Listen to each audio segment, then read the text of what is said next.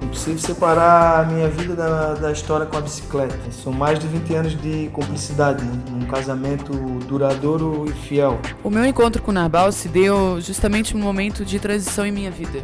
Eu andava meio descontente em meio à sociedade capitalista e individualista dos dias de hoje. Como lua de mel dessa história toda, eu fiz a primeira longa viagem de bicicleta pela América do Sul, desde o Peru até Ushuaia, na Patagônia. Depois vieram uma viagem pelos parques nacionais brasileiros durante mais de um ano.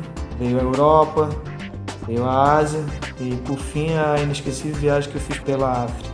Eu já havia feito algumas peregrinações, como o Caminho de Santiago de Compostela, Machu Picchu. Foram milhares de quilômetros pedalados, né? Mais de 60 países percorridos. E mais do que conhecer pessoas e países, sempre busquei o verdadeiro encontro comigo mesmo. E a bicicleta veio para reforçar a minha busca, trabalhando esse desapego e a paz interior que tanto me inquietou durante anos. Uma busca que definitivamente ainda não chegou ao fim. Pedalar junto dos indígenas me ajudou, de certa forma, a resgatar aquele índio que habita em cada um de nós.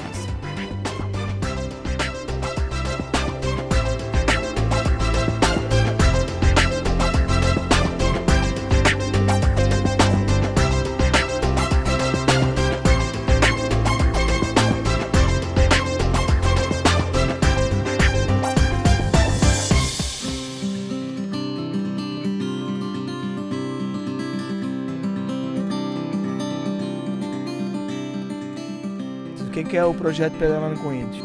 Nasceu da ideia da minha e da Cris, numa busca de resgate da espiritualidade do ser humano junto às etnias indígenas, né? Já sabe que a nossa sociedade está cada vez mais acelerada, um consumismo exacerbado, então a gente pensou que talvez se a gente tivesse em contato com essas etnias mais primitivas, mais puras, a gente pudesse resgatar a verdade do ser humano, né? Aquela verdade que todo mundo carrega consigo e que hoje em dia, nesses tempos acelerados, a gente acabou esquecendo. Então, nasceu Pedalando com Índios.